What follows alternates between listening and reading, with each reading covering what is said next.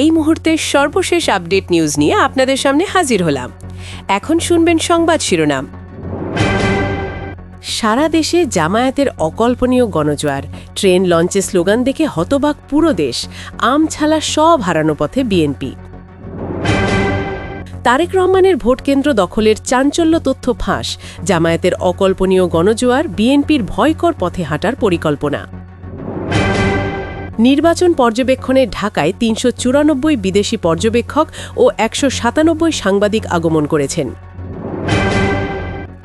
আরও জানাবো, নীলফামারীর সৈয়দপুর বিমানবন্দরে প্রায় ৪০ লাখ টাকাসহ ঠাকুরগাঁও জেলা জামায়াতের আমির বেলাল উদ্দিনকে আটক করে পুলিশ। তবে ওই টাকা নির্বাচন সংশ্লিষ্ট নয়, বরং গার্মেন্টস ব্যবসার টাকা। আপনারা দেখছেন লাইভ নিউজ বাংলা। এতক্ষণ দেখছিলেন সংবাদ শিরোনাম, এখন দেখুন বিস্তারিত। ঘড়ির কাঁটা বলছে নির্বাচনের আর মাত্র ২৪ ঘন্টারও কম সময় বাকি, আর ঠিক এই মুহূর্তে রাজধানী ঢাকার চিত্র যেন পুরো বাংলাদেশের সম্ভাব্য রাজনৈতিক পরিবর্তনের এক জীবন্ত ক্যানভাস। আজ সকাল থেকে সায়েদাবাদ, গাবতলী, কমলাপুর কিংবা সদরঘাটে গেলে আপনার মনে হতেই পারে আগামীকাল কি ঈদ? না, ঈদ নয়, তবে গত ১.৫ দশকের ভয়ের সংস্কৃতি পেরিয়ে মানুষ এবার ভোটকে ঈদের চেয়েও বড় এক উৎসবে পরিণত করেছে। সবচেয়ে বিস্ময়কর দৃশ্য টার্মিনালে টার্মিনালে দাঁড়িপাল্লার স্লোগান, যে প্রতীকটি গত ১৫ বছর ধরে অনেকটাই কোণঠাসা বা নিষিদ্ধের মতো ছিল, আজ হাজারো মানুষের মুখে সেই প্রতীকের উচ্চারণ। এটি কি নিছক আবেগ, নাকি ব্যালটের মাধ্যমে পরিবর্তনের এক আগাম বার্তা? সরজমিনে দেখা গেছে সায়েদাবাদ বা গাবতলীতে বাড়িমুখো মানুষের চোখে মুখে ক্লান্তির চেয়ে বেশি উচ্ছ্বাস, এক ধরনের দীপ্তি, যাকে অনেকে বলেন লিবারেশন ইউফোরিয়া বা মুক্তির আনন্দ। একটি সংবাদসূত্রে ব্যাংকার আবিদ আজমের বক্তব্য শোনা গেছে। তিনি বলেছেন, গত ৩টি নির্বাচনে ভোট দিতে পারেননি, তাই এবার পরিবারসহ বাড়ি যাচ্ছেন ভোট দিতে। আবিদ আজম একজন সাধারণ নাগরিক, কিন্তু তার অভিজ্ঞতা যেন লাখো নীরব ভোটারের অনুভূতির প্রতিফলন। তার মতো বহু পেশাজীবী নিজ খরচে বাড়ি ফিরছেন দীর্ঘদিনের বঞ্চনার জবাব দিতে। কেউ কেউ একে বলছেন রিভেঞ্জ ভোট, যেখানে অস্ত্র নয়, আঙুলের ছাপই হয়ে ওঠে প্রতিবাদের ভাষা। উত্তরমুখী বাসে একদল তরুণের মন্তব্য ছিল তাৎপর্যপূর্ণ। তারা বলছিল, আগে বাড়ি গেলে হামলার ভয় থাকত, এবার সেই ভয় নেই। এই একটি বাক্যই ইঙ্গিত দেয় নির্বাচনী পরিবেশের পরিবর্তনের দিকে। অভিযোগ, ভয়ের বদলে এখন তুলনামূলক আস্থার আবহ, হটলাইন চালু, সহায়তার উদ্যোগ, এ সবই ভোটারদের বাড়ি ফেরায় উৎসাহিত করছে। তবে সবচেয়ে সংবেদনশীল প্রসঙ্গটি রয়ে যায় দাঁড়িপাল্লার স্লোগান। সাম্প্রতিক কিছু জরিপে নির্দিষ্ট কিছু জোট বা প্রতীকের এগিয়ে থাকার কথা বলা হয়েছে। টার্মিনালের দৃশ্য অনেকের কাছে সেই প্রবণতার দৃশ্যমান প্রতিফলন বলে মনে হচ্ছে। লঞ্চে, ট্রেনে, ভিড়ের মাঝখানে যখন স্বতঃস্ফূর্তভাবে কোনো প্রতীকের স্লোগান ওঠে, তখন তা তৃণমূলের শক্তির ইঙ্গিত হিসাবেই ধরা হয়।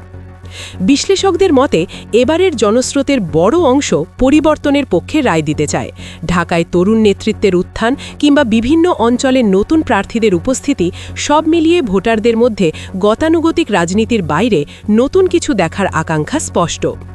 সদরঘাটে জাতীয় পতাকা হাতে ছবি তোলা আর স্লোগান দেওয়া অনেকের কাছে এই নির্বাচন কেবল রাজনৈতিক নয়, দেশপ্রেমেরও এক প্রতীকী মুহূর্ত।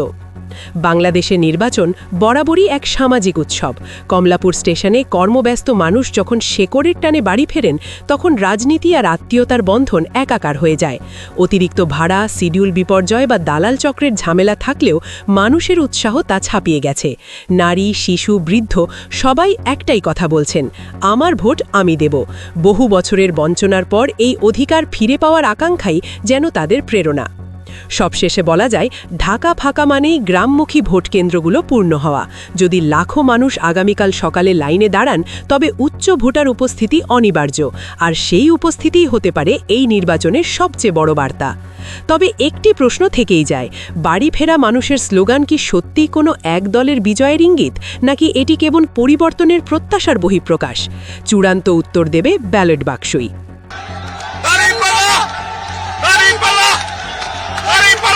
কান পেতে শুনুন, আজ ১০ ফেব্রুয়ারি, মঙ্গলবার, বিকাল ৫টা। দৃশ্যটা দেখে মনে হতে পারে ঈদের আগের দিন, কিন্তু এটা ঈদের ভিড় নয়, এটা ভোটের ভিড়। লাখো মানুষ ঢাকা ছেড়ে নিজ নিজ এলাকায় ফিরছে। সবার মুখে এক স্লোগান, দাঁড়িপাল্লা, দাঁড়িপাল্লা, দাঁড়িপাল্লা। বলা হচ্ছে জামায়াত এবার ইতিহাস গড়তে যাচ্ছে। ঢাকা থেকে এর আগে ভোটের সময় এত বিপুল সংখ্যক মানুষকে ঘরমুখো হতে খুবই কমই দেখা গেছে। কেউ কেউ বলছেন অন্য দলগুলো নাকি মানুষকে টাকা দিয়ে বাসে তোলে, কিন্তু এখানে অনেকে নিজের টাকায় যাচ্ছেন। সিট না পেয়ে ট্রেনের ছাদেও উঠছেন। কেন? একজন যাত্রীর ভাষ্য, দাড়িপাল্লার প্রার্থীরা এদেশের সম্পদ, তারা জিতলেও দেশের সেবা করবে, না জিতলেও করবে। তারা লুটপাট বা চাঁদাবাজির রাজনীতি করে না। এই বিশ্বাসই নাকি মানুষকে টেনে নিচ্ছে গ্রামের বাড়িতে। আজ ঢাকার রাস্তাঘাট অনেকটাই ফাঁকা, রিকশা পাওয়া কঠিন। অনেকে বলছেন রিকশা চালকেরাও ভোট দিতে গ্রামে চলে গেছেন। শহরে এক ধরনের উৎসবের আবহ, মানুষের চোখে মুখে আনন্দের ঝিলিক। তারা বলছে তারা ভোট দিতে যাচ্ছে, পরিবর্তন আনতে যাচ্ছে। এক রিকশা চালককে ভাড়া নিয়ে কথা বলতে গেলে তিনি নাকি বলেন, মামা আগে দেশ, এবার ভোটটা আমি জামায়াতকে দেব, দেশের শান্তি দরকার। অনেকের মতে এই খেটে খাওয়া সাধারণ মানুষই আসল গেম চেঞ্জার। কমলাপুর স্টেশনে দেখা গেছে হাজার হাজার তরুণ, অনেকেই প্রথমবার ভোট দিচ্ছেন। তাদের কেউ কেউ বলছেন তরুণ তরুণী ও নারীদের বড় অংশের সমর্থন পাবে জামায়াত। কারণ হিসেবে তারা উল্লেখ করছেন, ইশতেহারে তারুণ্যের স্বপ্ন ও নারীর নিরাপত্তার কথা বলা হয়েছে। বাসে উঠছেন দল বেঁধে নারীরা, সঙ্গে ছোট ছোট শিশু। প্রশ্ন করলে কেউ কেউ বলেন, আমরা নিরাপত্তা চাই, সম্মান চাই। তাদের বিশ্বাস, সেই প্রত্যাশা পূরণে এই দল ভূমিকা রাখতে পারবে। গার্মেন্টস শ্রমিকদের কথাও উঠে আসছে। ছুটি শেষে অনেক শ্রমিক টার্মিনালের দিকে ছুটছেন।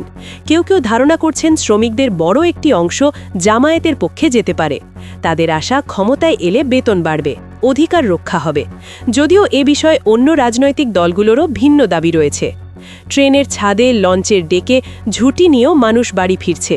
কারোর চোখে ক্লান্তি নেই, আছে উত্তেজনা। কেউ গান গাইছে, কেউ স্লোগান দিচ্ছে। অনেকে বলছেন এই আবেগ টাকা দিয়ে কেনা যায় না। লঞ্চের ডেকে ছোট ছোট আলোচনা, ভাই মার্কা কোনটা? উত্তর আসে দাড়িপাল্লা। রাত বাড়ছে, কিন্তু মানুষের যাত্রা থামছে না। সারা রাত চলবে এই স্রোত। সকালে পৌঁছবে প্রিয় গ্রামে, যেখানে অপেক্ষায় পরিবার এবং ব্যালট। কিছু বিশ্লেষক মনে করছেন এই জনস্রোত ইঙ্গিত দিচ্ছে বড় পরিবর্তনের সম্ভাবনার। তাদের মতে তরুণ, নারী ও শ্রমিক, বিভিন্ন শ্রেণীর মানুষ একসাথে অবস্থান নিচ্ছেন।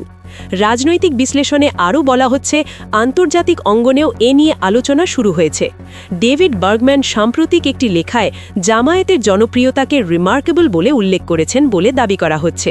সেখানে তিনি কয়েকটি কারণ তুলে ধরেছেন বলে প্রচার রয়েছে: দুর্নীতি বিরোধী ভাবমূর্তি, কল্যাণমূলক কার্যক্রম, তৃণমূল পর্যায়ে সাংগঠনিক শৃঙ্খলা, মধ্যপন্থী অবস্থান, ভারত বিরোধী মনোভাবের প্রতিফলন, নতুন প্রজন্মের আকাঙ্ক্ষা ও মাঠ। সবার আগে সর্বশেষ আপডেট নিউজ দেখতে সাবস্ক্রাইব করে আমাদের চ্যানেলের সাথেই থাকুন। আমাদের নিউজ ভালো লাগলে লাইক, কমেন্টস ও শেয়ার করুন। ধন্যবাদ সকলকে।